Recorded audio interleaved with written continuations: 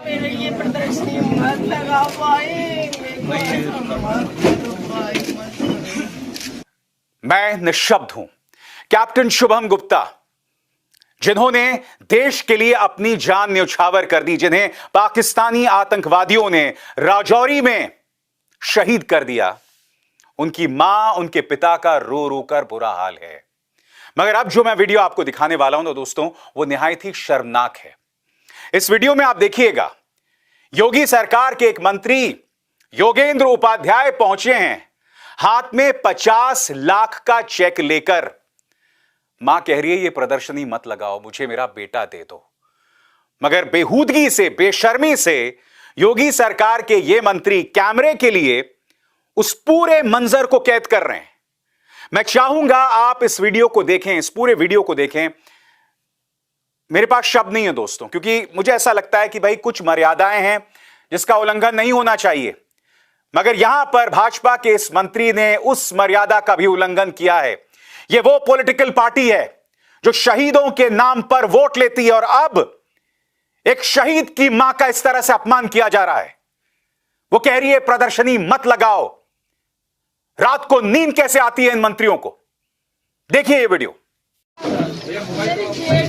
जरा एक मिनट आप मैडम एक मिनट थोड़ा पीछे हो जाओ। मुझे सब कुछ नहीं चाहिए। मेरे ये प्रदर्शनी मत लगा पाएंगे।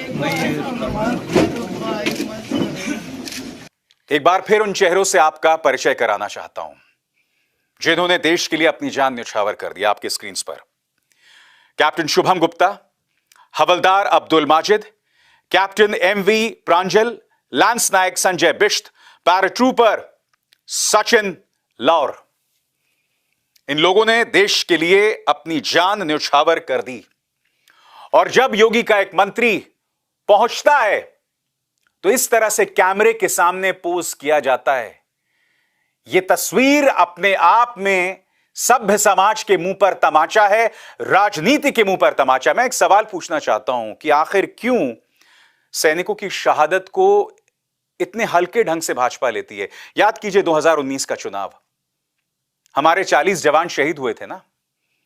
आपको याद है प्रधानमंत्री ने मंच पर खड़े होकर क्या कहा था कि क्या आपका पहला वोट पुलवामा के लिए मिल सकता है क्या? चुनाव आयोग ने मना किया था, मगर फिर भी प्रधानमंत्री ने ऐसा किया। फिर भी प्रधानमंत्री ने ऐसा किया। बार बार करते हैं। इन्हें ऐसा लगता है कि इस तस्वीर के साथ, जिसमें एक मंत्री रोती हुई मां से, जो बदहवास है, उसे पैसा दे रहे हैं, तो इससे इन्हें वोट्स मिल जाएंगे। अगर वाकई इनके मंत्रियों को लगता है कि इससे उन्हें वोट्स मिल जाएंगे, तो यह समाज बर्बाद हो चुका है, अंदर से खोखला हो चुका है। क्योंकि यह असंवेदनशीलता की, बेरुखी की तमाम हदों को पार करना है।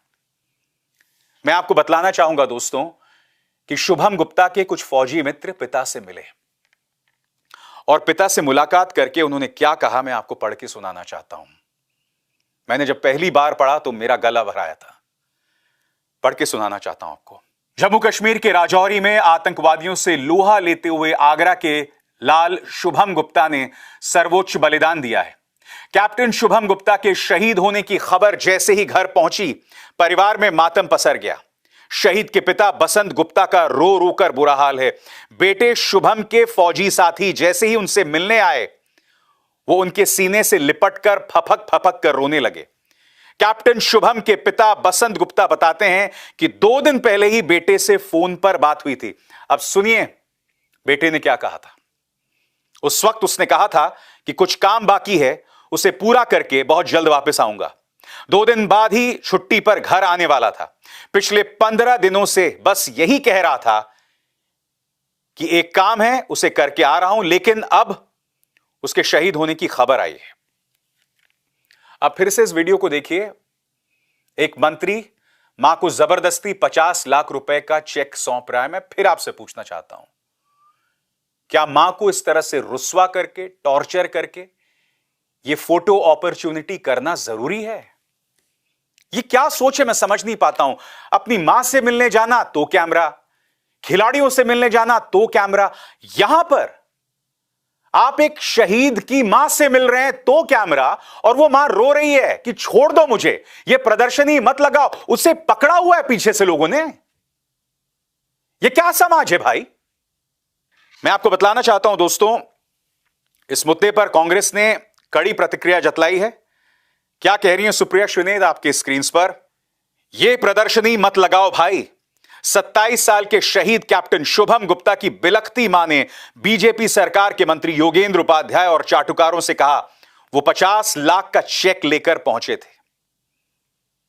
निशब्द हूं दोस्तों, ये जो समाज में चल रहा है ना, इस चीज को देखकर मैं निशब्द हूं। क्या गुजर रही होगी मां बाप पर, क्या गुजर रही होगी शुभम के साथियों पर, उसके साथ ही जो इस शुभम में विक्रम बत्रा की छवि देखते थे। आपको याद है ना विक्रम बत्रा, जिसने करगिल में अपनी जान न्यौछावर कर दी थी। इस मुद्दे पर भारत समाचार की क्या खबर है, पढ़ के सुनाना चाहता हूं। आप शहीद शुभम गुप्ता को श्रद्धांजलि देने पहुंचे सेना के अधिकारी, 7 ट्रेनिंग करने वाले सेना अधिकारियों ने बताई उनकी कई यादें। कैप्टन विक्रम बत्रा जैसी छवि दिखती थी शहीद शुभम गुप्ता में।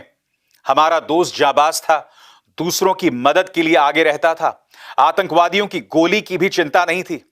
हम उसे कभी भुला नहीं पाएंगे, हमारे दिलों में अमर रहेगा। साथ ही सेना अधिकारियों के आंखों में थे आंसू। दोपहर तक आवास पर पहुंचेगा शुभम गुप्ता का पार्थिव शरीर। सैन्य सम्मान के साथ पैतृक गांव कुआंखेड़ा में होगा अंत्येष्टि। ताजमहल के पास प्रतीक एन्क्लेव में रहता था शुभम का परिवार। यह क्यों हो रहा है, कभी आपने खुद से सवाल किया है? आखिर क्यों एक मंत्री इस कदर बेशर्मी से 50 लाख का चेक लेकर पहुंच गया और उसे डर नहीं है? क्यों ऐसा हो रहा है? क्योंकि मीडिया ने सवाल पूछना बंद कर दिया, मीडिया ने इन्हें कटघरे में रखना बंद कर दिया है।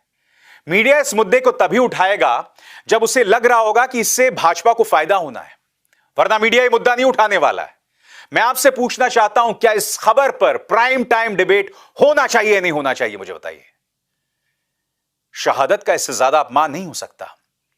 जब आप शहादत में राजनीति का तड़का लगाएंगे तो उससे ज्यादा अपमान शहादत का नहीं हो सकता, शहीद का नहीं हो सकता, हमारी सेना का नहीं हो सकता। याद कीजिए, अभी कुछ ही दिनों पहले हमारे 3 वीर शहीद हुए थे। तब प्रधानमंत्री के सम्मान में भाजपा के कार्यालय में जश्न हुआ था। अरे एक दिन के लिए उसे मुलतवी कर देते। नहीं साहब, वो जश्न हुआ। आपकी स्क्रीन पर देखिए किस तरह से वो जश्न मनाया गया था। प्रधानमंत्री को बधाई संदेश दिए जा रहे थे। मगर मजाल है साहब, जो वो 3 हमारे वीर शहीद हुए थे, प्रधानमंत्री ने एक भी शब्द कहा हो इनकी जश्न में कमी नहीं है, शहीदों के नाम पर वोट लेते रहेंगे। भाजपा पर मुझे तरस नहीं आता, मुझे तरस आप पर आता है। आप जो इस देश की जनता है, जो इस चीज को बर्दाश्त करते हैं। करिए बर्दाश्त, करिए बर्दाश्त। शायद आपको लगता है इससे धर्म का बचाव हो रहा हो, इससे राष्ट्रवाद बुलंद हो रहा हो, इससे भारत का नाम रोशन हो रहा हो। सोचिएगा इस बात को। अगर आज मैं नाराज हूं, अगर गुस्से में मैंने कुछ कह दिया है, तो मैं आपसे क्षमा चाहता हूं। मेरा मकसद नहीं था, मगर यह मुद्दा ऐसा है जिस पे आप खुद पर नियंत्रण नहीं रख सकते, आप कंट्रोल नहीं कर सकते।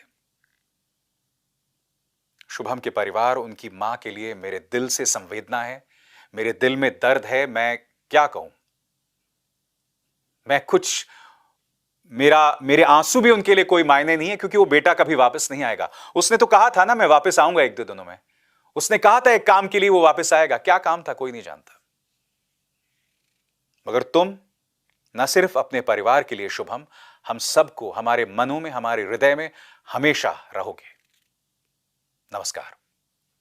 स्वतंत्र और आजाद पत्रकारिता का समर्थन कीजिए, सच में मेरा साथी बनिए। बहुत आसान है दोस्तों, इस ज्वाइन बटन को दबाइए और आपके सामने आएंगे ये 3 विकल्प। इनमें से एक चुनिए और सच के इस सफर में मेरा साथी बनिए।